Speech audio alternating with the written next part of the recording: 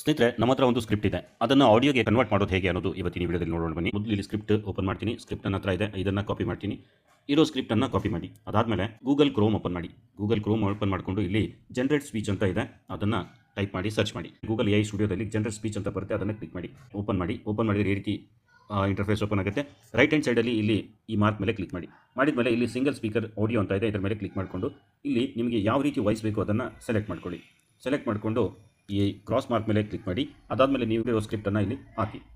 ಅದಾದಮೇಲೆ ಇಲ್ಲಿ ಮೇಲ್ಗಡೆ ನೋಡಿ style instruction read allowed in a worm ಅಂತ ಇದೆ. ಸೊ ನಾನಿಲ್ಲಿ ಫನ್ನಿ ಮಾಡ್ತೀನಿ. ಸ್ಕ್ರಿಪ್ಟ್ಗೆ ತಕ್ಕಂಗೆ ಅಡ್ಜಸ್ಟ್ ಮಾಡ್ಕೋಬೇಕು ಸ್ನೇಹಿತರೆ.